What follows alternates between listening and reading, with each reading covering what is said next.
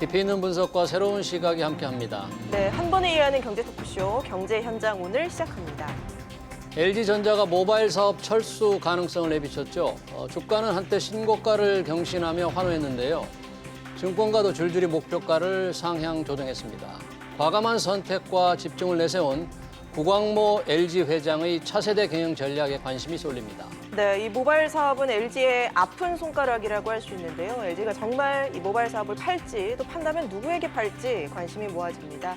사업 재편에 따른 LG그룹의 미래와 투자 전략까지 짚어보도록 하겠습니다. 시청자 여러분 궁금하신 점들은 유튜브 실시간 댓글을 통해서 많이 참여해 주시고요. 오늘 두 분과 함께하겠습니다. 김지산 키움증권 리서치센터장, 정도진 중앙대 교수 자리하셨습니다. 어서 오십시오. 안녕하세요. 센터장님, 김지산 센터장님 반갑습니다. 반갑습니다. 이쪽 분야 이제 우리가 전문가를 모셨는데, 자 LG전자 이 모바일 사업본부 스마트폰 접는다는 소식이 나와서 정말 어제 그제 주가가 큰 폭으로 올랐잖아요. 오늘 조금 조정을 겪는 것 같은데 정말 이게 시장에 그렇게 호재가 된 겁니까? 그렇습니다. 사실 그 LG전자 투자자 입장에서 본다면 스마트폰 리스크 해소와 자동차 부품의 턴어라운드가 가장 이상적인 시나리오였는데 최근 한 달 사이 이런 부분들이 전부 다 실현된 측면이 있고요. 사실 그 스마트폰에서만 연간 뭐 9천억 원 가까운 적자가 지속됐었기 때문에 그 기업 가치 훼손 요인이 해소됐다는 측면에서 주가는 분명히 호재로 좀 작용하는 게 맞을 거고요. 네. 뭐 쉽게 생각하면 이렇게 말씀드릴 수 있을 것 같아요. 네. 저희가 그 1년에 9천억씩 이익 나는 회사가 있으면 PER 10배라고 얘기했을 때는 이 회사가 잠재적으로 10년간 이 이익이 유지될 수 있을 거라는 전제로 기업 가치를 9조 원 정도를 그 평가를 하는 거거든요. 근데 예를 들어서 1년간 9천억씩 적자가 나는 회사라면 이 회사는 잠재적으로 10년간 계속 적자가 이어질 수 있다는 부분인 거고 9조 원 정도의 기업 가치 훼손하는 요인이라고 볼 수도 있습니다. 그렇다 보면 그 9천억 정도의 적자가 해소됐을 때 실제로 기업 가치는 9조 원 정도가 더해지는 거는 충분히 합리적일 수 있다고 보여지고요. 이번 일주일 동안 상당 부분이 현실화된 것 같습니다.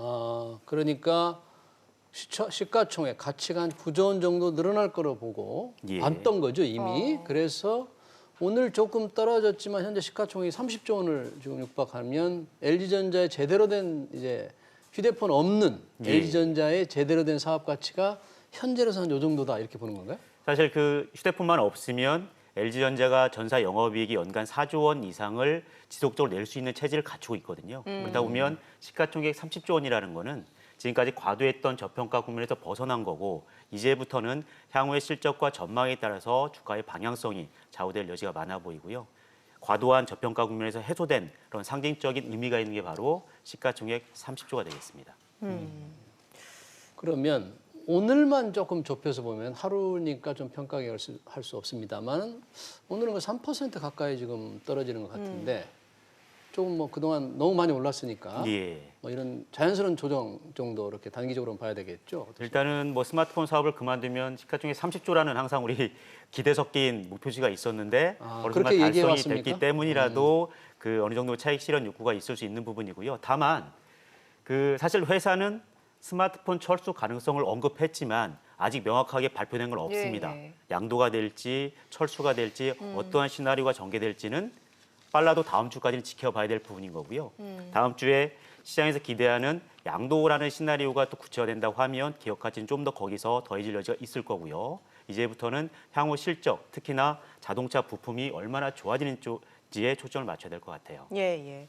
교수님, 사실 LG전자 가전은 참 좋아요. 또 가전하면 LG다 이런 말도 있지 않습니까? 근데 스마트폰 참 아픈 손가락인데 뭐 최종 결정은 아닙니다만 지금 나오는 얘기 어떻게 평가하고 계세요?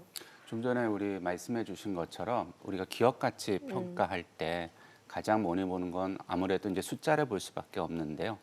지금 모바일 쪽 사업 부분을 보면 전체 매출액에서 차지하는 게 한 8% 정도 되죠.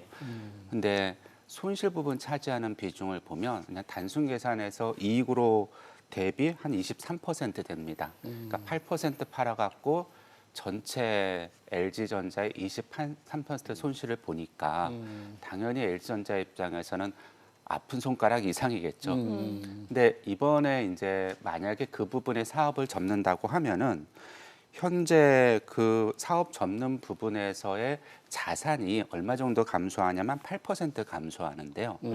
부채는 무려 24% 감소합니다. 그럼 주주 입장에서는 가만히 있어도 자시목이 되는 순자본이 증가하는 게 대략 한 3.8조 원 정도 증가를 하니까요. 순자본이 예. 그걸 현재 발행한 주식수로 나눠주면요. 주당 한 23,000원 정도가 순자본이 증가하는 효과가 나는데요. 그 금액이 엊그제 주가를 보면은 주가가 18,000원 정도 증가를 해서 18만 5천 원에서 19만 원 정도 되지 않았습니까? 네. 거의 그 순자본 주주들 한 주당 2만 원 들어가는 금액이 주가에 반영이 된 겁니다.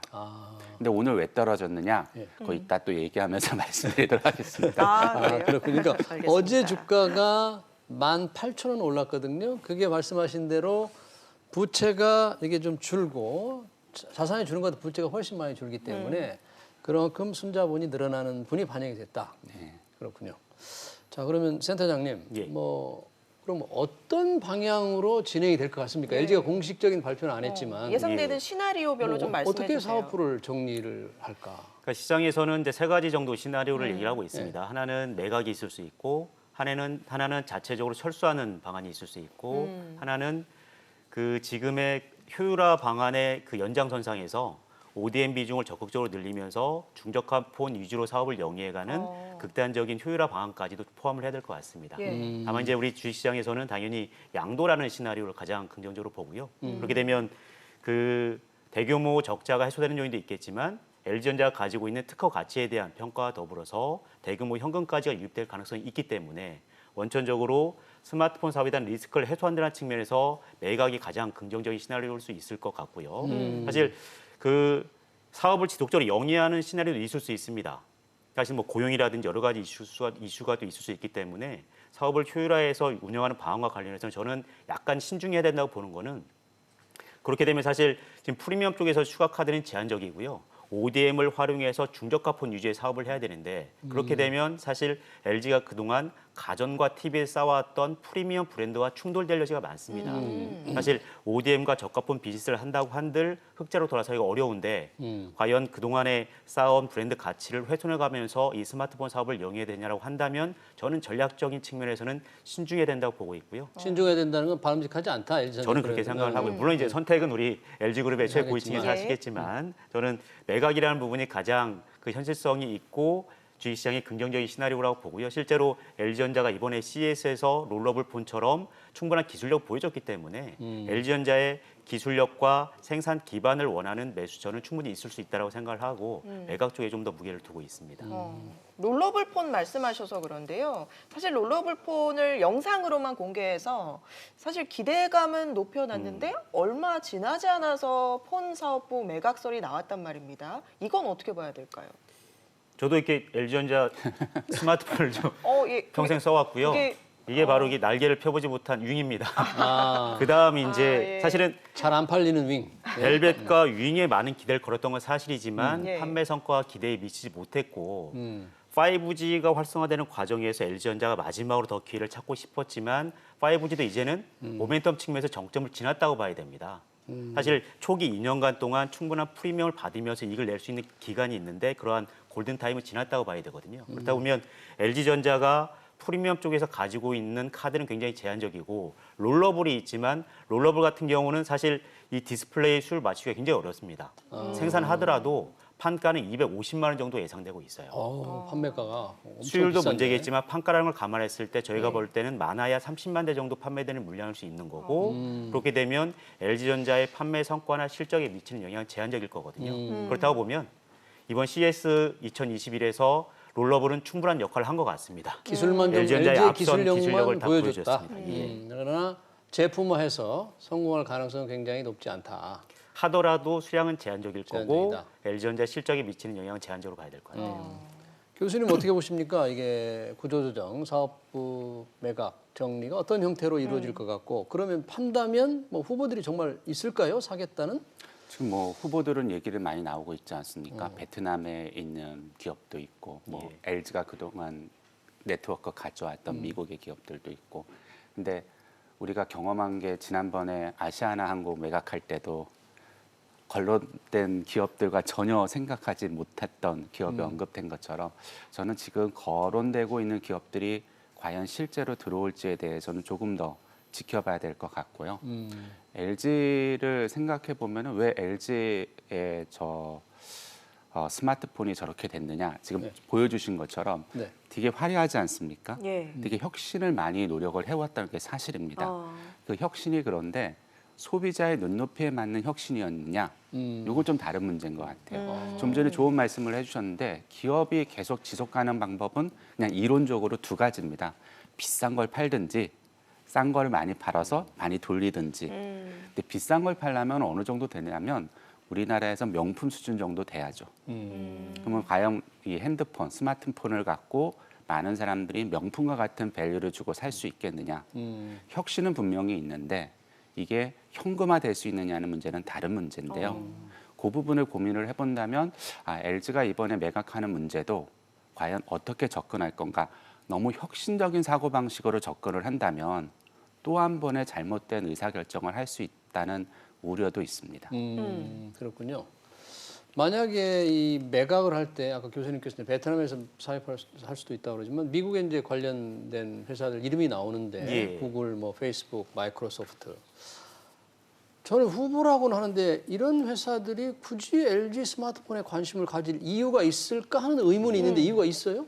일단은 앵커님께서 네. 그 소환을 하셨으니까 예, 이제 예. 왜 변명을 좀 페이스북, 구글이나 거론을 마이크로소프트가 해보면 관심을 가질까? 구글은 상징성이 되게 큽니다. 안드로이드 OS의 뭐 그 주인이기도 하면서 실제로 구글은 지속적으로 레퍼런스 폰을 지금도 생산하고 있어요. 과거에는 넥서스 폰이었고 지금은 픽셀 폰이라고 해서 안드로이드 기반에서 가장 앞선 기술력을 보여주는 레퍼런스 폰의 의미를 가집니다. 그리고 구글 역시도 앞으로의 그런 하드웨어 세상에 대응하기 위해서라도 계속 하드웨어 쪽에 확장하고자 하는 의지가 있는 게 사실이고 LG전자와는 굉장히 긴밀한 관계를 유지해 왔죠. 실제로 넥서스 폰을 LG전자가 상당 기간 그 생산을 했었고요. 이번에도 롤러블 폰을 보게 되면 애플이 그 롤러블 기반 구글이 롤러블 기반에서 앱을 만들 수 있는 에뮬레이터 이런 것들 다 만들어 놨거든요. 어떻게 보면 그래요? 안드로이드 생태계를 활성화하는데 구글과 LG전자의 파트너십이 상당히 존재했었기 때문이라도 구글은 그 LG의 기술을 상당히 그 인정할 수 있고 파트너십으로서 향후에 자율주행까지 가는 과정에 있어서 LG와 손을 잡고 갈 여지도 있다는 생각이 들고요. 페이스북도 마찬가지일 거예요. 결국은 그 모바일 기반의 플랫폼을 장악하고 있지만 향후 하드웨어와의 접점이 필요하다고 한다면 모바일 쪽에서 LG전자의 기술을 빌릴 수도 있는 부분이 될 수 있고요. 마이크로소프트는 옛날에 좀 원죄가 있죠. 그 노키아나 이런 모토로라 딜이 이루어졌을 때 실제로 초기에 인수했던 경험들이 있기 때문에 그런 맥락에서 보면 외국 기업들이 봤을 때는 LG전자의 기술력이나 특허 가치가 상당하다. 매각 가격에 비하면 충분히 활용 가치는 있다라는 그런 접근은 가능할 겁니다. 지금 화면에 인수 잠재 후보가 나가고 있는데 센터장님 말씀 들어보니까 좀 구글이 가장 뭐 유력하지 않을까라는 생각도 드는데 교수님께서는 어떻게 보세요? 그리고 LG 입장에서 가장 최선의 선택이라고 할까요? 어떤 선택이 좋은 선택이라고 보십니까? LG 입장에서는 매각하는 게 제일 좋은 선택이죠. 왜냐하면은 아까 잠깐 말씀드린 것처럼 지금 주가 조정하고 있는 이유를 제가 수치적으로 한번 생각을 해보면은 예. 3분기까지 LG의 흔히 얘기하는 ROA라고 얘기를 하는데요. 네. LG 자산 갖고 얼마나 수익률을 냈나를 살펴봤더니 그 수익률이 약 5.1% 정도 돼요. 근데 지금 4조라는 영업이익이 추가로 발생된다는 그 얘기들을 하시는데 그 금액도 합리적인 금액입니다. 수치적으로 확인해 보면. 근데 그 금액을 반영했을 때 총자산 대비 아까 말씀드린 영업이익률이 얼마로 증가하냐면 6.9%로 증가를 합니다. 그리고 총자산 말고 주주 입장에서는 자본 대비 영업이익률이 중요한데 네. 근데 이거는 아이러니하게도 3분기까지 영업이익을 놓고 보면 한 14.3% 되는데 LG가 요 문을 닫더라도 총 자본 대비 영업이익률은 14.5%밖에 증가가 안 됩니다. 0.2%밖에 증가가 안 되는 건 분명히 이 사업을 접으면 전체 자산의 효율성은 늘어나는데 이게 주주의 부로 접근이 되느냐? 요건 아직 남아있는 퀘션이라는 것도 숫자에 반영이 되는 거죠. 그래서 아까 말씀드린 것처럼 이만원이라는 순자본 효과의 가치는 주가에 이미 반영됐지만 과연 이게 주주의 불에 올려주는 거는 아직 지켜봐야 될 상황이니까 당연히 조정을 받고 있는 거고요. 그럼 주주 입장에서는 어떤 가치가 제일 좋냐? 이거 다 파는 게 좋죠. 한꺼번에 다 팔아서 캐시화돼서 아까 말씀하신 것처럼 전자장치에 투자, 자동차 전자장치에 투자하든지 이런 미래 전략이 필요한데 아직 그거는 확인이 안 됐기 때문에 주가에서는 반영이 안 된 거고요. 만약에 이거를 나눠서 팔게 된다. 그럼 어떤 문제가 생길 수 있냐면 경영자가 가장 중요한 의사결정의 하나는 최적해보다 적시의 의사결정이 중요하거든요. 왜 LG가 저렇게 밀렸느냐. 다른데 삼성은 스마트폰 쫓아갈 때 우리는 스마트폰 아직은 아닌 것 같아 하고 3년 늦게 시작한 게 여기까지 오지 않았습니까? 팔아야 될 때 못 팔면 분명히 발목을 잡힐 거예요.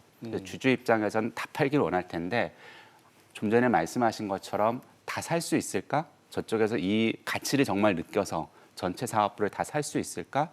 그 부분은 아직 확인이 안 된 거죠. 그래서 좀 더 지켜봐야 될 것 같고 아무래도 다 파냐, 부분적으로 파느냐의 관계에서의 그 소위 말하면 바게인 파워와 셀러 파워가 좀 더 지켜볼 상황인 것 같습니다. 만약에 그렇다면 매각 진행 상황, 어느 시점에 팔 건가, 어디를 팔 건가에 따라서 향후 LG전자의 주가는 상당한 이 변동성이 예상이 된다고도 볼 수 있겠네요. 그렇습니다.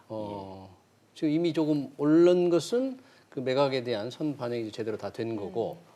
그 결정이 날 때까지 계속 오름세일까요? 그 기대감으로? 매각이 반영됐다라기보다는 사업 철수에 대한 기대가 반영됐다고 봐야 되고요. 말 그대로 스마트폰의 손실이 제거된다는 측면까지는 반영이 됐겠지만 매각이 되면 이 사업부의 가치를 얼마로 책정을 해서 현금이 들어올지라는 부분은 아직 계산이 안 됐다고 봐야 될 거고요. 예. 이런 부분에 대한 불확실성까지 완전히 해소가 된다면 그때서라도 그 외국인 투자자들은 이제 본격적으로 LG전자를 긍정적으로 볼 수 있는 근거가 마련이 될 거예요. 그리고 만약에 그 매각이나 양도 시나리오 본다면 주주총회의 결의가 필요하기 때문에 그걸 역으로 계산해 보면 3월 정기 주총 때 처리해야 될 사안이 발생할 수도 있고요. 그렇게 되면 의사결정은 대략 한 40일 전인 2월 초 정도까지는 끝나야 될 수 있는 그런 산술적인 또 접근이 가능할 수 있습니다. 그렇게 되면 어쨌든 다음 주든 다다음 주든 LG전자가 구체적인 결론을 공개하지 않을까 이런 생각을 하고 있습니다. 그래요. LG에서는 지금 여러 가지 가능성이 열려 있다. 그러면서 구조조정을 하더라도 어떤 사업부의 결정을 하더 인력은 유지한다 하면서 뭔가 분명한 방침은 지금 안 나오는 거잖아요. 예. 상당히 좀 진행이 많이 됐을까요? 뭐 매각이라든지 뭐 이런 협상. 아무래도 이제 대표이사가 입장문이라는 걸 통해서 공개할 정도면 사실은 초기 단계가 아니라 어느 정도 의사결정에 임박해 있는 상황으로 좀 얘기하는 게 맞을 것 같고요. 뉘앙스상으로 그 임직원의 고용까지를 계속 승계할 수 있다라고 본다면 자체적으로 사업을 정리하는 방안은 아닐 것 같다 이런 생각이 듭니다. 그렇군요. 자, 이 방금 말씀하실 때 우리 정 교수님께서는 LG의 스마트폰이 3년 정도 늦었다. 그런데 사실 LG 이 초콜릿폰만 해도 벌써 오래 전이지만 정말 대단했지 않습니까? 맞아요. 스마트폰 이전까지만 네. 해도요. 저는 모르는 세대입니다. 스마트폰. 그러니까 스마트폰이 된 거는 아마 2010년에 맞습니다. 옵티머스 폰을 하면서 이제 스마트폰을 시작을 했는데 어쩌다 이렇게 LG가 스마트폰에서 이렇게 지진화가 됐습니까? 저도 이제 그 스마트폰 20년의 굴곡을 같이 했고요. 예. 항상 LG 스마트폰을 잘 썼었는데 물론 이제 2007년, 2008년은 전성기였습니다. 초콜릿 폰이 굉장한 성공을 거두었고 샤인폰이라든지 뭐 뷰티폰 이런 폰까지 계속 이어졌고 프라다 폰까지 네. 상당히 좀 선제적인 그런 모습들을 보여줬었고 그때는 버라이즌을 중심으로 북미 통신 시장에서 LG전자가 탁월한 성과를 냈었던 때예요. 2008년에는 스마트폰에서만 영업이익이 1조 5천억이 발생합니다. 가장 이익이 많이 나는 부서가 MC 사업부였어요. 그러나 2009년이 바로 역사적인 분기점이 되는데 아이폰이 출시가 됐고 게임의 룰이 바뀐 거죠. 말씀하신 것처럼 LG는 스마트폰에 대한 대응이 늦었고 특히 이 소프트웨어나 운영 체제에 대한 그런 활용 능력에 있어서 좀 뒤처져 있던 게 사실이거든요. 그러다가 뒤늦게 이제 그 스마트폰에 대응을 했고 한때는 그 G2, G3, G 프로까지는 시장의 반응이 좋았습니다. 한때 영업이 흑자가 나지요. 그러나 우리가 이제 스마트폰 역사를 돌아보면 가장 트렌드 변화가 빠르고 소비자들의 변덕이 많은 게 또 그 스마트폰 트렌드이기 때문에 한번 벗어난 기업이 R&D나 마케팅에서 극복해가지고 재기한 사례는 없어요. 그 10년여 기간 동안 노키아, 모토로라, 펜텍, 우리 블랙베리, HTC까지 굉장히 날고 기는 업체들이 다 그 역사적으로 사라졌거든요. LG전자도 아마도 가전과 TV의 도움이 없었으면 단일 사업만 영위하는 전문업체였다면 스마트폰은 이미 접었어야 되는 그런 사업일 수도 있습니다. 그렇군요. 자, 교수님, 이 스마트폰 사업 분야에서 2015년 LG전자가 2분 이후에 누적 적자가 뭐 5조 가까이 되는데 이 그룹의 전체적인 엄청난 이 악영향을 미쳐왔는데 어떤 결정을 못 내리고 계속 붙들고 있었잖아요. 경영자로서 상당히 정리하기가 어려웠을까요, 그 전에? 경영 측면에서 많이들 얘기하는 거는 이 스마트폰의 기술에 대한 R&D 사업의 파워 이거를 놓칠 수 없다고 얘기를 하거든요. 제가 그냥 상상을 해봤어요. 롤링폰을 자동차 우리 앞에 보면은 지도 보는 지도 그림 네, 내비게이션. 웹이 있지 않습니까? 그걸 거기다가 단다고 한번 생각해 보세요. 이게 지도 볼 때 어른들 되게 불편하거든요. 근데 그게 너무 많으면 어떤 효과가 있냐면 옛날에 혁신한다고 자동차 앞에 속도 붙이는 창에 이렇게 속도랑 뭐 이런 거 나오게 한 적이 있었거든요. 근데 오히려 그게 방해가 됐었어요. 예. 스마트폰에 그 기술이 적용이 돼서 눌렀더니 폈더니 이게 그림이 높아지고 낮아진다.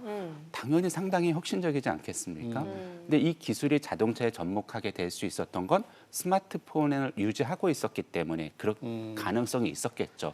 그래서 흔히 LG 쪽에서 얘기하는 것 보면은 이 모바일 사업부에서의 기술력이 가전이나 이런 쪽으로 가는 일종의 대학교로 치면은 첫 진입 단계라고 얘기들을 합니다. 당연히 LG에서 이거를 없애기는 쉽지가 않고요. 또 하나는 우리 경영학에서 얘기할 때 매몰 비용이라는 게 있죠. 자기가 애착을 갖고 쓴 돈은 잊지를 못해요. 그래서 그걸 놔야 되는데 그걸 놓는 게 힘든 겁니다. 근데 이번에 이제 젊은 리더십의 구회장님이 왔을 때는 우광무 회장. 그런 거에 대한 얽매임이 없지 않습니까? 그래서 자기는 좀 더 적극적인 의사결정을 올해부터 할 수 있다는 것은 바로 세대 교체에서 일어나는 경영의 다른 모멘텀이 돼서 여기까지 의사결정이 가능하지 않았을까 생각이 됩니다. 지금 말씀하신 대로 구광모 회장이 이제 이 LG의 선장으로 올라선 게 이제 만 3년이 돼가는데 예. 그 사이에 그러면 이런 어떤 선택과 집중이랄까 이런 변화가 어떻게 좀 일어나고 있었습니까? 사실은 LG그룹은 좀 전격적인 변화를 좀 막고 있다라고 보는 게 맞을 것 같아요. 사실 그 배터리도 글로벌 1위로 부상하는 과정에 있어서 LG 에너지 솔루션을 전격적으로 분사를 결정하기도 했고 예. LG 디스플레이도 LCD 사업을 전격적으로 중단하고 OLED 중심의 사업을 꾸려가는 쪽으로 전략을 선언을 했고요. LG 이노텍도 그동안 적자가 많이 났던 HDI나 LED 같은 사업을 버렸습니다. 그러니까 명확하게 선택과 집중, 경영학 논리에 기반해서 새로운 그 리더십은 그 방향을 제시했던 부분이고 그렇기 때문이라도 그룹의 가장 아픈 손가락인 스마트폰도 분명히 어느 순간에는 그 결단을 내리겠다는 그런 유추는 가능했을 것 같고요. 어떻게 보면 그러한 그룹 차원에서 사업 포트폴리오를 효율화하는 마지막 퍼즐이 스마트폰이었고 이거를 좀 완성하는 과정이라고 보여지고 실제로 그룹 계열사 차원에서는 이미 LG전자 스마트폰에 대한 의존도를 많이 낮춰놨습니다. 이미 그렇습니다. 그렇기 때문이라도 계열사에 미치는 영향은 제한적일 거라고 좀 보여지고요. 예. 그럼, LG 그 주요 계열사들의 방향이 그러니까 자동차, 특히 전기차 쪽으로 이렇게 모아지고 있는 것 같아요. 네, 전반적으로 LG 안에 있는 기업들이 자동차의 전기 장치라고 얘기하죠. LG 전자 자체도 그쪽으로 방향을 이미 말씀드렸고요. 아까 말씀드린 LG 이노텍도 그렇고요. 그래서 근데 이 방향의 전환은 어떻게 보면은 구 회장의 전체적인 모습의 전환인 것 같습니다. 그래서 단순히 몇 개의 기업이 바뀌는 게 아니라 LG의 미래의 모습 중에 하나가 전기 장치에 대한 수익 창출에 방향 전환했다는 일련의 변화라고 생각이 됩니다. 네. 뭐 저희가 토론 중에 보니까 LG전자 주가의 낙폭이 좀 많이 커졌는데 지금 현재 3.5% 정도 떨어졌는데 최근에 그제 LG전자도 오르고 전체 LG전자 LG 관련 계열사들의 주가가 꽤 좋았잖아요. 맞습니다. 예. 예. 뭐 디스플레이도 굉장히 좋은 것 같고 예. 어떤 변화가 있길래 이런 주가에 긍정적인 움직임이 있었죠? 하여튼 뭐 지금 시장의 화두는 바이든 정부의 출범이라는 부분도 있었겠지만 이제 그린 뉴딜을 중심으로 하는 그 새로운 성장 동력에 초점을 맞춘다고 보면 가장 매력적인 거는 전기차잖아요. LG 그룹에 보면 전기차의 가장 어떻게 보면 준비가 잘 된 그룹 중에 하나로 볼 수가 있어요. 결국 전기차를 굴러가는 거는 배터리하고 모터거든요. 이 두 개를 가장 잘할 수 있는 그룹은 전 세계에서 LG입니다. 아, 그래요? 그렇기 때문이라도 이러한 그린 뉴딜 사업을 추진함에 있어서 LG그룹의 사업 포트폴리오가 상당히 재평가받을 수 있는 근거들이 생긴다는 거고요. 그 과정에서 마그나와 합작 법인을 통해서 이 파워트레인 법인을 새로 출범하기로 한 부분도 전기차 부품의 인류화 기반을 마련했다고 볼 수 있는 부분이고요. 잠깐 말씀드렸지만 여기에 맞물려서 그 사업 포트폴리오 효율화라는 게 굉장히 선제적으로 잘 진행된 것 같아요. LG 디스플레이도 위기가 많았지만 예. OLED 중심의 체질 전환이 이루어지고 있는 부분이고 기타 모든 계열사들이 그동안 고질적인 적자 사업에 대해서 손을 떼고 선택과 집중이라는 측면에서 특히 그린 뉴딜이라든지 신재생 전기차와 관련해서 새로운 성장 동력의 힘을 모으는 그런 모습들을 가시적으로 보여주고 있기 때문이라도 LG그룹은 충분히 저평가될 수 있는 그런 기반이 마련된 것 같습니다. 그렇습니다. 이 구광모 회장이 아까 말씀을 이제 어떤 새로운 선택과 집중을 하고 있는데 지금 삼성도 아무래도 이게 이제 젊은 경영자, 젊은 리더들의 움직임이 좀 빠르게 되고 있잖아요. 삼성도 이런 어떤 변화를 좀 이미 하고 있는 거 아니겠습니까? 그렇죠. 삼성 같은 경우에 가장 대표적으로 지금 기억하실 수 있는 게 하나와의 빅딜 아니겠습니까? 그리고 또 얼마 전에는 이제 남아있는 하나 종합화학에 대한 지분도 처분하겠다고 얘기를 했고요. 이게 젊은 리더십들의 지금 공통된 현상 중에 하나인데요. 왜 이런 현상이 일어났는지 저희가 가만히 생각해 보면 저희 선배 경영진들이 추구하는 전략 중에 하나는 대자본을 갖고 패스트 팔로잉이거든요. 그러니까 대자본을 갖고 선진 기술을 쫓아가겠다는 겁니다. 근데 지금은 대자본을 갖고 쫓아갈 수 없는 게 바로 이 LG전자의 실패 사례예요. 그러니까 왜 삼성이 초격차 전쟁을 저렇게 선언을 했느냐? 충분히 쫓아올 수 있다는 걸 자기들이 경험을 했기 때문에 쫓아오지 않을 만큼 앞서가겠다는 건데 그게 모든 분야에서 가능한 건 아니거든요. 그럼 어느 분야가 가능하냐? 그게 우리가 지금 앞두고 있는 AI나 로봇이나 아니면 자동차의 전기장치 쪽이기 때문에 LG는 그쪽으로 반드시 가겠다고 이미 선언을 한 거고 근데 여기서 중요한 거는 패스트 팔로잉이 아니라 깃발 꽂기예요. 누가 먼저 깃발을 꽂느냐.